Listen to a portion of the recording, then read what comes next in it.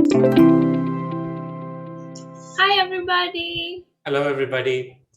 Welcome to the reading room, where we will be discussing story three today, which is a very, very nice story. And that's not just a description, that's also a title, right? Yes. We have with us today Dania Khan, who is one of my students, an accomplished poet herself, and a very smart individual. So I'd like to for her to introduce herself first. Then we'll introduce the story prompt. Dania? Hi. Thank you very much for the really nice introduction. So I have an Instagram account where I review books, and I came across Varun's book through that.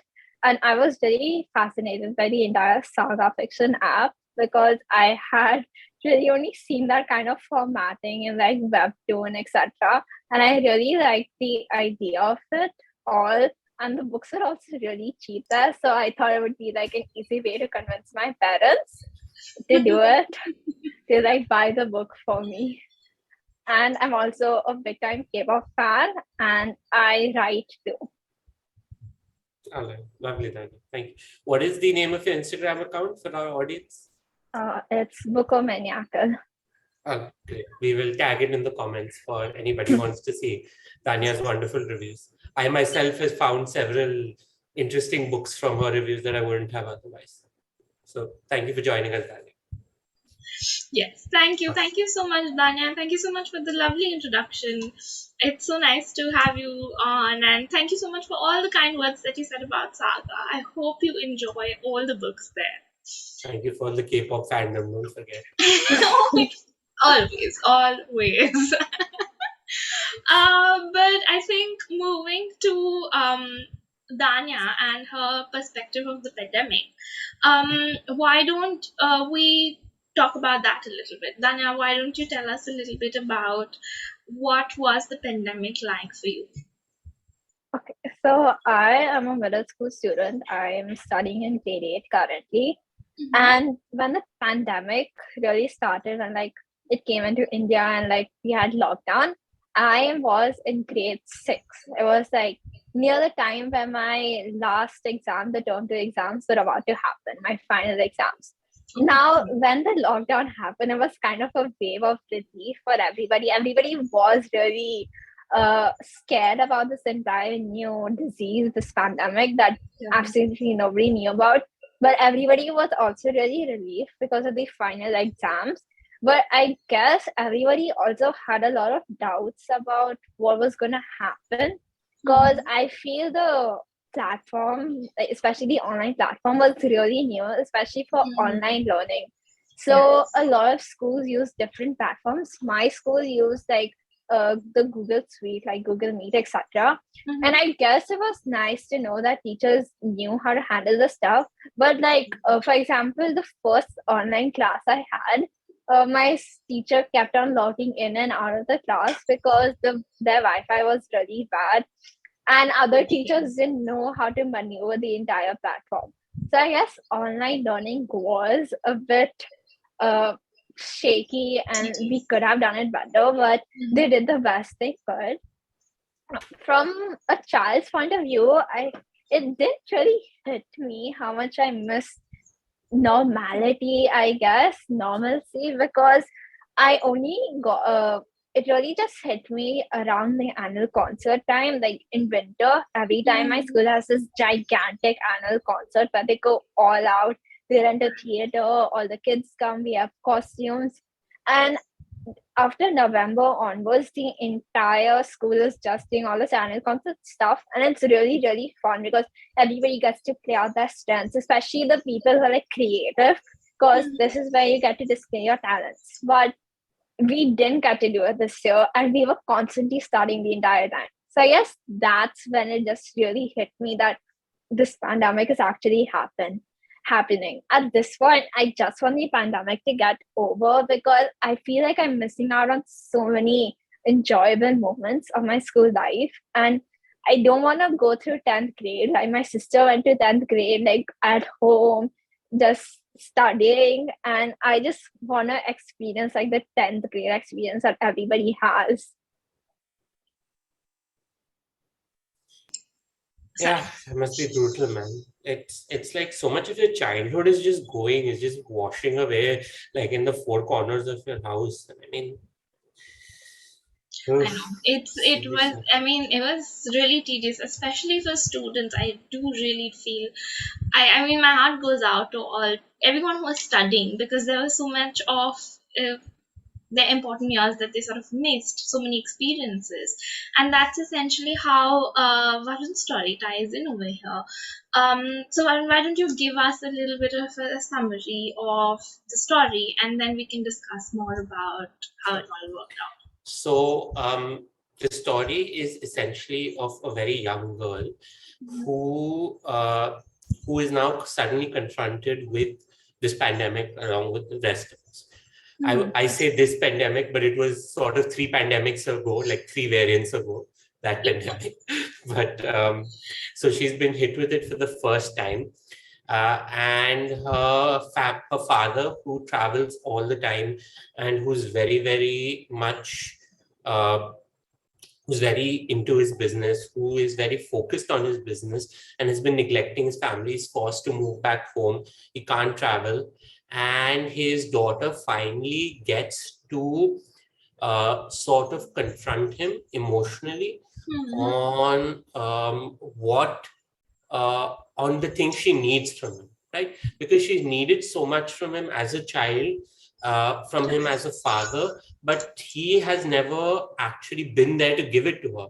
And it is at this time that this emotional sort of turmoil that they have within each other comes to a head, and she's able to, in her own childlike way, verbalize what she needs from him.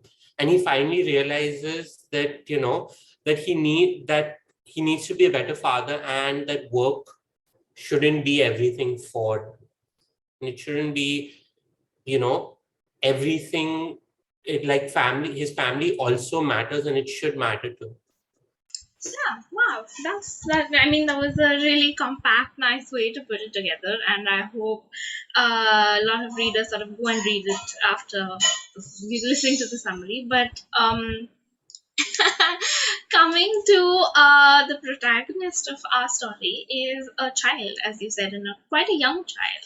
So, what was it like for you, Varun, as an author, to get into that perspective and sort of write in that um, language, I would say, because children do have a language of their own. And so, what was that like? So getting the perspective wasn't too difficult, considering that I teach young children a lot. I mean, I teach a lot of young children, and I'm used to talking to them. I'm used to sort of bonding with them, getting to know their inner thoughts, things like that. One of the things that was challenging was that when I was writing, I constantly had to tone my language down. I had to make words less difficult. I had to make sentences less complex. I couldn't write like long, rambling speeches, right? Like, there's a story later on, which is the story of a preacher, which is story Pranika hates, because there was so much complex, flowy language in that. So this is essentially the antithesis of that story. It is very, very simple, and it has to be simple enough that it can show from that emotional side, but at the same time, that can be read as a child, but at the same time it has to show complex emotions, right? So it has to sort of tread that fine line between the two. Yeah, that's right. I mean, while editing, I think we had that as the biggest issue about the language and simplifying it. And I know when Varun first submitted the story to me, he said that this is probably the one that's going to require the most Most editing. anything. It wasn't, for the record, guys. It It was wasn't. everything required the most. Hey, no. No, it didn't require that much of an edit, but I think you've captured that perspective quite well. And I think I want to ask Dania this question then, since you've read the story and you sort of, you are, I mean, our protagonist is much younger, but we have similar sort of problems that she faced and you faced during the pandemic, where there was such a sudden change of what was normal. So was there bits and pieces that you related to, or what is the one thing that stood out for you as you read the story? I guess one thing that really stood out for me was the way that Varun portrayed that even children can have really complex emotions and they just struggle to talk about them because for children, they have really less vocabulary and even much less intelligence about talking about those emotions, really. And I really liked how he portrayed it that way. The scene that I loved during the entire thing, even though it was quite sad, was when Rainbow was talking about how why she changed her name to Rainbow because she wanted her dad to be happy. And I guess it's the fact that she started crying and how heartbreaking that scene was that made me like the story so much.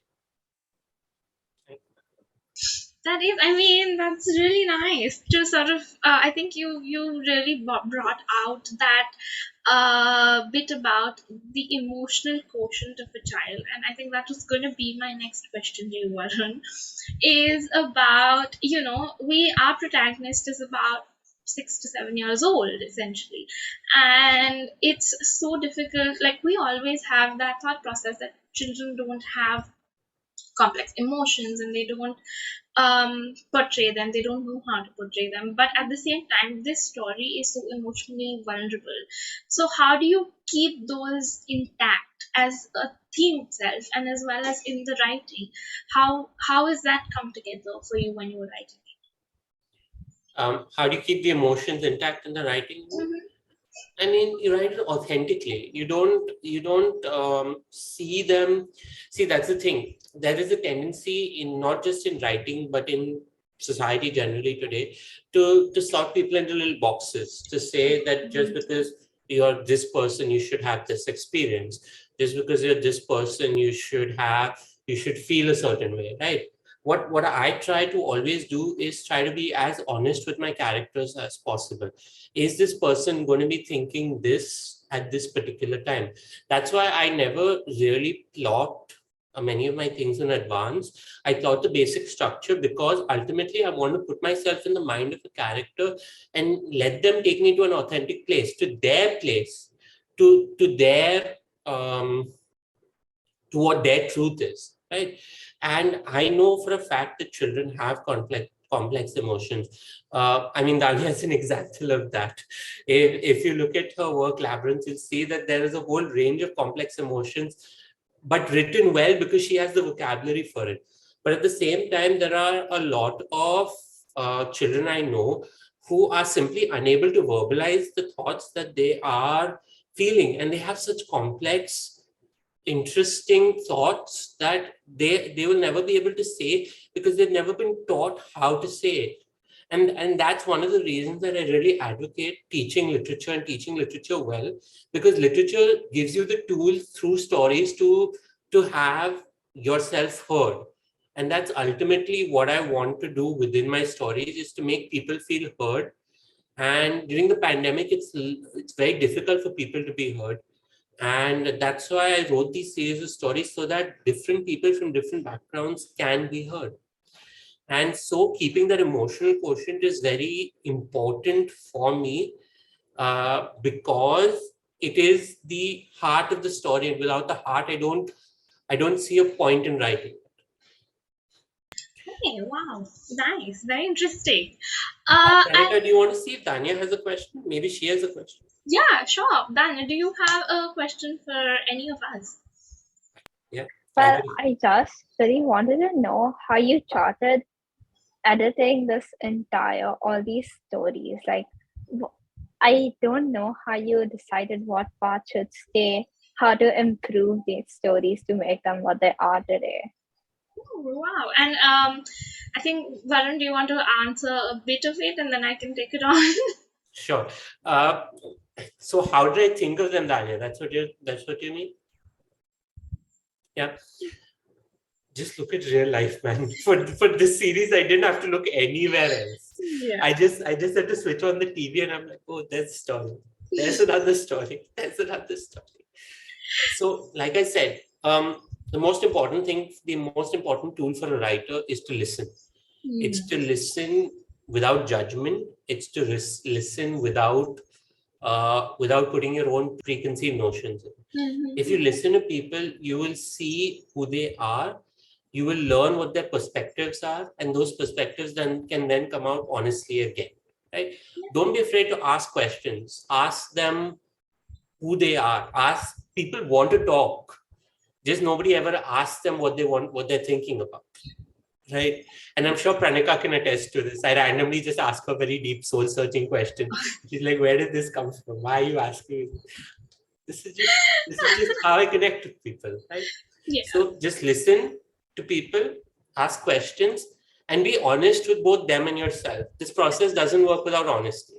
Without honesty of what your story is about honesty about how bad or how good you are. Because people nowadays can't take compliments. You give them a compliment, they'll be like, no, don't give me compliments. I can't hear that. I'm like, hear it. Be honest with yourself about your achievements and your failings, and then you'll do much better. Wow. Okay. That's, I mean, good way to put it. But as very. Oh Yeah. gosh. Pranika, do you want to add to that? Yeah, sure. So I think what Dania also mentioned was how we sort of go about editing something like this. And so let me tell you, when we first spoke to Varun, and we knew he wanted to write like something relating to the pandemic, it's just that none of us knew what it's going to be.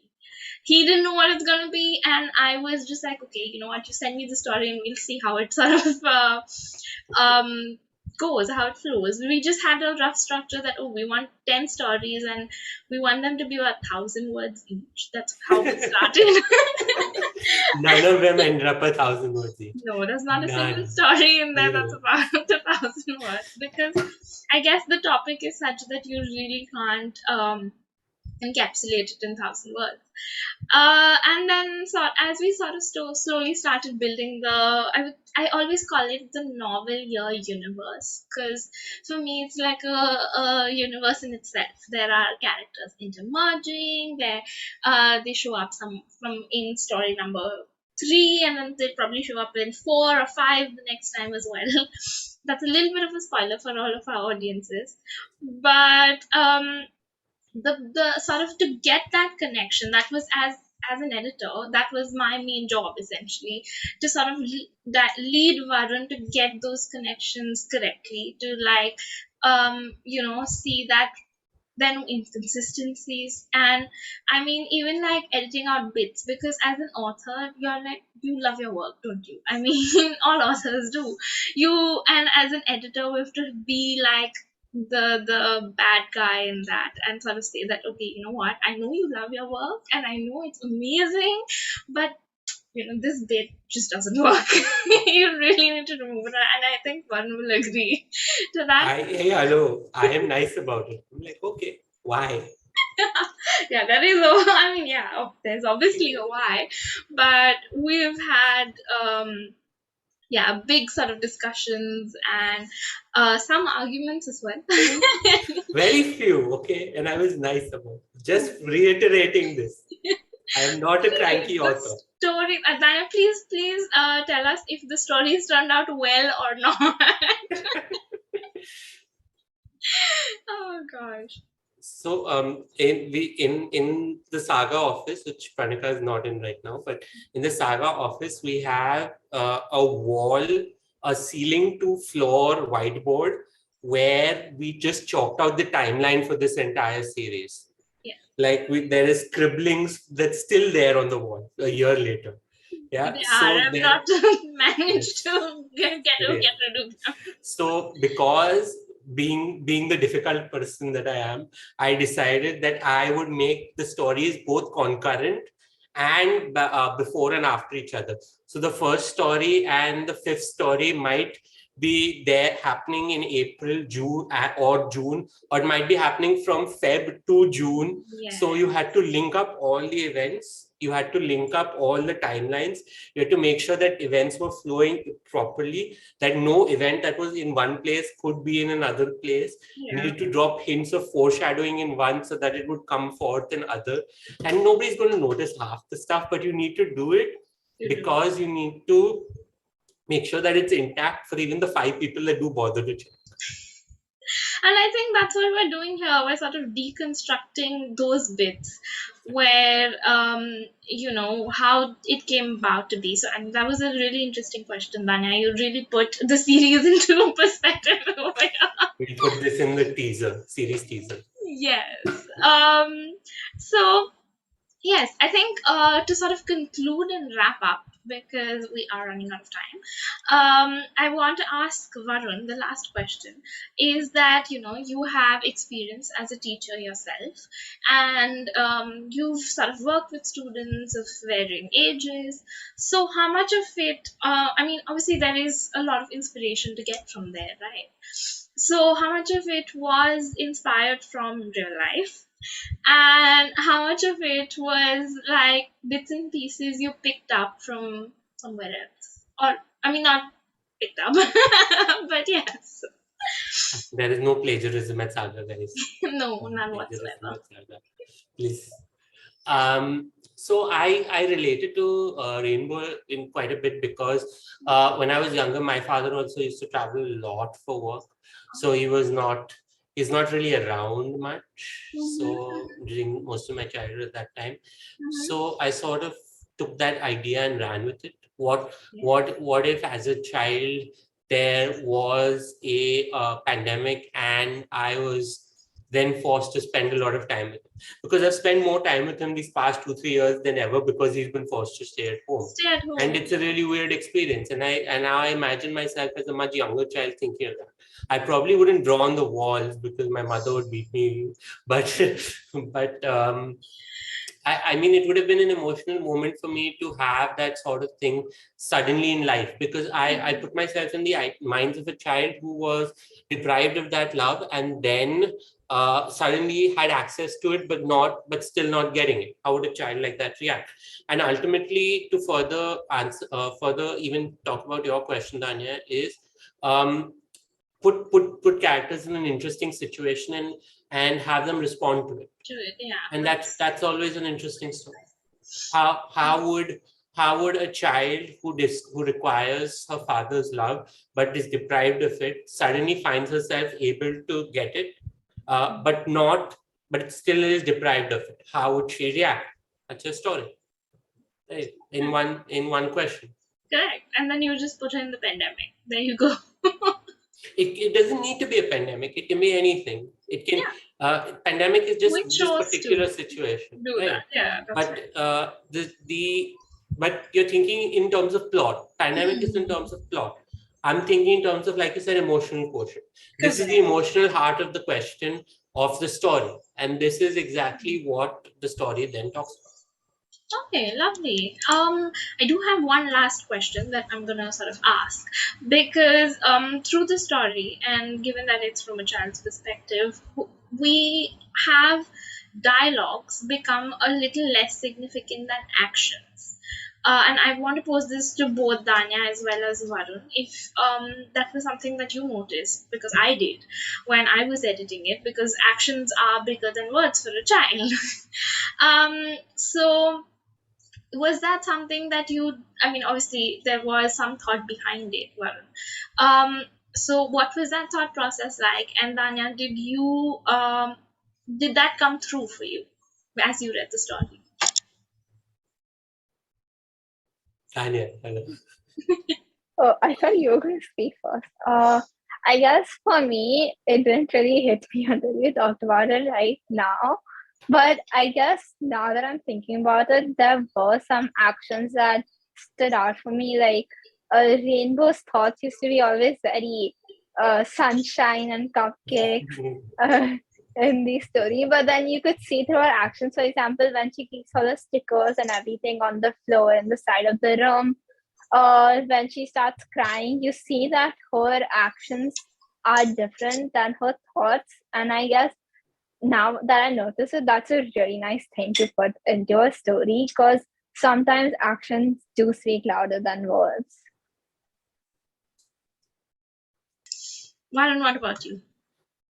What about me? Which part? The second part about whether what was the mindfulness that you put into I this didn't see, that's the thing. Like I said earlier, I didn't do it really consciously. It goes in the mind. If you write authentically from the mind of that child, it would come naturally, because children don't think, children don't verbalize what they feel quite often if they're not able to. So that's why she doesn't talk much. She's in a situation where she's with her mother and father all the time, and where she's with her mother all the time, and her father is now entered. So that's sort of giving her a little bit of nervousness, which is why she's talking a little less again, right? Her excitement is constantly being shot down, right? So even though she doesn't verbalize the fact that she's sad that her excitement is shot down, she feels bad. That's the thing. She feels bad, but she doesn't know how to say, I'm feeling bad because of this particular thing. So that's why her action is saying, I'm feeling bad, because the emotion is still there. But the thought still hasn't caught up. This is why I'm feeling bad. This is another reason why, when you grow up, you're like, oh, my childhood was terrible. I just didn't realize it then. But I was still, but yeah, childhood trauma doesn't really, you don't realize childhood trauma is trauma until much later, but you're still acting traumatized then. That it's the same principle, right? You're feeling what you're going through, but you don't know what that feeling is about. You don't know why that feeling is there. It's more of an emotional instinct than an emotional reaction. Yeah, and I think that comes through very well in the story.